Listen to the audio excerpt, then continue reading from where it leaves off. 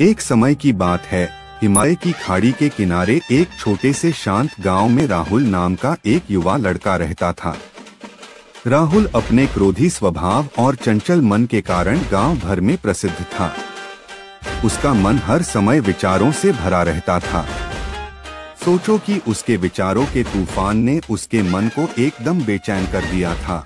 उसके जीवन से शांति मानो गायब हो गई थी और वह हमेशा अपने ही ख्यालों में खोया रहता था और तनावपूर्ण जीवन जी रहा था। उनके अशांत मन और क्रोध के कारण उनके अपने परिवार के सदस्यों और गांव वालों से भी संबंध अच्छे नहीं थे, जिससे वह और भी अधिक अकेला और अपमानित महसूस करने लगा। वह और भी अधिक मानसिक तनाव की स्थिति में चला जाता है। एक समय की बात है, राहुल अपने गांव की गलियों में घूम रहा था। तभी उनकी मुलाकात एक बौद्ध भिक्षु से हुई जो एक पेड़ की छाया के नीचे ध्यान में बैठे थे।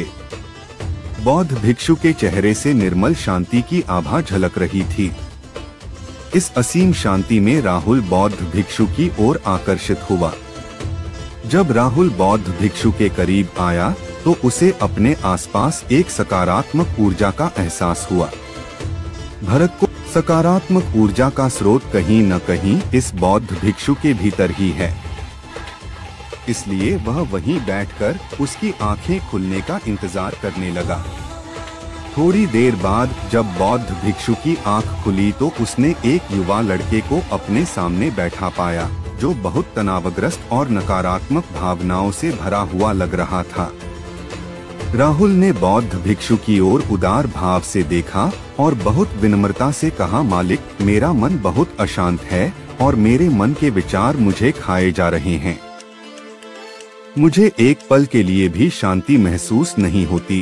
क्या आप मुझे सिखा सकते हैं कि मैं अपने अशांत मन को कैसे शांत करूं? बौद्ध भिक्षु ने राहुल की पीड़ा को समझते हुए करुण दृष्टि से देखा और कहा, मेरे प्यारे बच्चे, मैं तुम्हें एक कहानी सुनाना चाहता हूँ। इस कहानी में मानसिक शांति और खुशी के रहस्य छिपे हैं। क्या आप कहानी सुनना चाहेंगे? राहुल ने हाँ में सिर हिलाया और पूरी एकाग्रता से कहानी सुनने को तैयार हो गया। उनके अंदर जिज्ञासा चरम पर थी। वो कहानी सुनने को बेताब था। बहुत समय पहले की बात है, एक नगर में शक्ति नाम का एक आदमी रहता था। शक्ति बेहद महत्वाकांक्षी व्यक्ति थे और उन्हें हर काम में लोगों से मदद की जरूरत पड़ती थी। यदि उसे किसी से असफलता और बुराई सुनने को मिलती थी तो वह गहरी चिंता और तनाव में चला जाता था। उनका मानना था कि सफलता और भौतिक शक्तियां वांछित खुशी देंगी, लेकिन वह जितना सफलता और प्रशंसा के पीछे भागता था उतना ही मानसिक तनाव में डूबता जाता था। लेकिन अचानक शक्ति का सामना उस समय के मशहूर बौद्ध भिक्षु से हो गया, जिसका नाम महाकौशल था। महाकौशल अपने शिष्यों को ध्यान की शिक्षा देते थे और वह स्वयं एक बहुत ही ध्यानमग्न और प्रबुद्ध व्यक्ति थे। महाकौशल की अद्भुत एकाग्रता से प्रभावित शक्ति ने उनसे अपने भटकते मन को शांत करने का उपाय जानना चाहा। शक्ति ने कहा कि मेहनत में हमेशा सफलता के पीछे भागता हूँ और लगातार अधिक हासिल करने की कोशिश करते हूँ, फिर भी मुझे कोई क्षणिक संतुष्टि या आत्मसंतुष्टि नहीं मिलती। इस निरंतर बेचैनी के बीच मैं शांति कैसे पा सकता हूँ? बौद्ध भिक्षु ने करुण दृष्टि से उसकी ओर देखा और उत्तर दिया, आपका मन एक अशांत नदी की तरह है जो हमेशा बहती रहती है। आप कभी भी शांत नहीं रह सकते।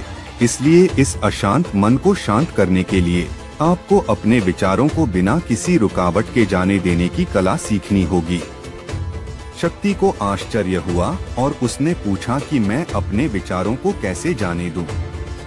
आखिर मैं भी तो अपनी इच्छाओं और महत्वाकांक्षाओं से बंधा हुआ हूँ। यह सुनकर बौद्ध भिक्षु मुस्कुरा दिए। बौद्ध भिक्षुक कहा, कल्पना करें कि आपके हाथ में पानी का एक गिलास है। अब आप इसे जितनी देर तक पकड़कर रखेंगे यह उतना ही भारी होता जाएगा, और अगर आप इसे काफी देर तक पकड़े रहेंगे तो आपके हाथ में दर्द होने लगेगा। लेकिन अगर आप उस पकड़ को ढीला कर दें और छोड़ दें तो आपका बोझ कम हो जाएगा। राहुल ने पूरी कहानी और उसका संदेश ध्यानपूर्वक सुना। वह समझ गया कि अपने विचारों और इच्छाओं से चिपके रहने से उसका बोझ बढ़ जाता है और अंदर ही अंदर अशांति पैदा कर देता है। अब राहुल को कहानी का अंत सुनने की उत्सुकता से प्रतीक्षा थी। कहकर बौद्ध भिक्षु ने कहानी जारी रखी। एक बौद्ध भिक्षु की बात मानकर शक्ति ने विचारों को त्यागने का अभ्यास शुरू कर दिया। वह बिना किसी पूर्व निर्णय के अपने विचारों और भावनाओं को आते और जाते देखता था। अब उसने विचारों को पकड़ना बंद कर दिया था। विचार उठते थे और अपने आप चले जाते थे। धीरे धीरे उसे यह एहसास होने लगा कि उसकी इच्छा और भावना ही सभी दुखों का कारण है। जैसे जैसे शक्ति ध्यान में गहरे उतरते गए, उन्होंने पाया कि वर्तमान में जीना ही आंतरिक शांति का एकमात्र स्रोत है। वह खुद को वर्तमान में स्थापित करके अपने मन की निरंतर बकवास से छुटकारा पा सकता था। धीरे धीरे शक्ति का मन एक शांत झील की तरह हो गया, जो बाहरी दुनिया को अपने अंदर प्रतिबिंबित करती है। उन्होंने जीवन की सादगी में संतोष को अधिक महत्व दिया और भौतिक संपत्ति के प्रति अपना लगाव छोड़ दिया। जैसे ही शक्ति में ऐसे बदलाव की खबर लोगों के बीच फैली, दूर दूर से लोग मार्गदर्शन लेने आने लगे। लोगों को विचारों को मुक्त करने की कला सिखाना और उन्हें अपने भीतर शांति खोजने के लिए मार्गदर्शन करना, वह लोगों के बीच शांति और ज्ञान का प्रतीक बन गया। शक्ति और साधु की कहानी समाप्त कर महाकौशल बौद्ध भिक्षु कुछ देर के लिए चुप हो गए ताकि इस कहानी का अर्थ राहुल के मन में अच्छी तरह बैठ जाए। राहुल ने बौद्ध भिक्षु की ओर देखा तो उनकी आंखों में अब एक नई समझ दिखाई दे रही थी। राहुल ने धीरे से कहा कि मुझे इस कहानी में ज्ञान दिखता है, लेकिन मैं इसे अपने जीवन में कैसे लागू करूं? मैं अपने अशांत मन को कैसे शांत कर सकता हूं? राहुल के इस सवाल पर बौद्ध भिक्षु गर्मजोशी से मुस्कुराते हैं और फिर कहा कि अशांत मन को शांत करने का अभ्यास आत्मजागरूकता से शुरू होता है। अपने भीतर उठने वाले विचारों का निरीक्षण करने के लिए प्रतिदिन कुछ समय निकालें। उन भावनाओं पर ध्यान दें जो आपके मन में आती हैं और देखें कि वे कैसे आती हैं और आकाश में गुजरते बादलों की तरह चले जाएं। राहुल ने आंखें बंद कर लीं और बौद्ध भिक्षु के कहे अनुसार अपने विचारों का अवलोकन करने लगे। जैसे ही उसने अपने भीतर उठने वाले विचारों पर ध्यान देना शुरू किया, उसे इसका एहसास हुआ। उसे अपने अंदर चिंता और इच्छाओं की एक निरंतर धारा बहती हुई महसूस हुई। सिर्फ एक एहसास ने ही उसे एक अद्भुत शांति का एहसास कराया। उन्हें यह भी एहसास हुआ कि यह सभी विचारों और भावनाओं से अलग है। बौद्ध भिक्षु ने आगे कहा कि जैसे शक्ति ने खुद को सभी मोहमाया से अलग कर लिया था, वैसे ही अपने मन को अशांतकारी विचारों और भावनाओं से मुक्त करने का अभ्यास विकसित करो। बिना किसी पूर्वाग्रह के विचार को वैसे ही स्वीकार करें जैसे वह आता है और फिर धीरे धीरे उन्हें जाने दें और अपना ध्यान वर्तमान क्षण पर केंद्रित करें। लेकिन राहुल ने टोकते हुए कहा कि अगर विचार और भावनाएं इतनी मजबूत हैं तो क्या होगा? बौद्ध भिक्षु ने कहा यह बना रहता है और मन को छोड़ने से इनकार करता है। बौद्ध भिक्षु ने राहुल की बात से सहमति जताते हुए सिर हिलाया और कहा ऐसे कई मौके आएंगे जब आपके मन में सवालों का बवंडर चल रहा होगा। जब आपका दिमाग आपकी बात ही नहीं सुनेगा तो ऐसे में आपको अपनी सांसों की ताकत पर विश्वास करना होगा। एक बार फिर भिक्षु ने राहुल से कहा अपनी आंखें बंद करो और अपनी सांसों पर ध्यान केंद्रित करने के लिए अपने पेट को ऊपर उठता हुआ और मथता हुआ महसूस करे।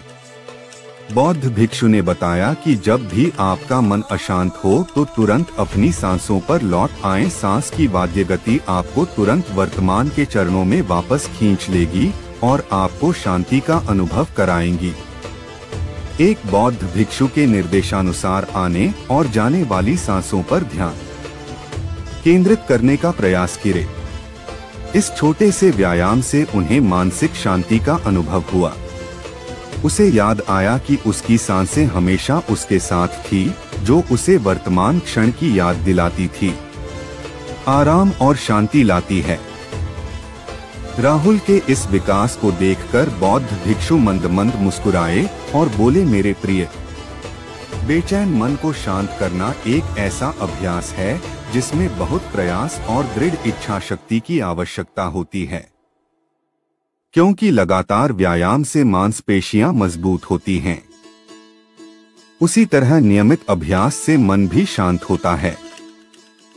भिक्षु को धन्यवाद देते हुए उन्होंने वादा किया कि आज से वह अपने अशांत मन को शांत कर सकेंगे और अपनी गैर शक्तियों को मुक्त कर सकेंगे। बौद्ध भिक्षु ने राहुल के कंधे पर हाथ रखकर कहा, मुझे आपकी क्षमता पर बहुत भरोसा है और आपको जल्द ही आंतरिक शांति मिलेगी। लेकिन याद रखें कि यह आसान नहीं होगा। लेकिन अगर आप दृढ़ इच्छा शक्ति और खुले दिल से प्रयास करेंगे तो आप निश्चित रूप से वह शांति पा लेंगे जो आपके अंदर है। उस दिन से राहुल अपने अशांत मन को शांत करने का प्रयास करने लगा और हर दिन ध्यान करने के लिए एक अलग समय निर्धारित किया। उसने अपने मन में उठने वाले विचारों को बिना किसी रोक टोक के जाने दिया और अपनी सांसों के जरिए खुद को वर्तमान में बनाए रखने की कोशिश की। समय के साथ अभ्यास करते हुए राहुल को अपने अंदर शांति का अनुभव हुआ।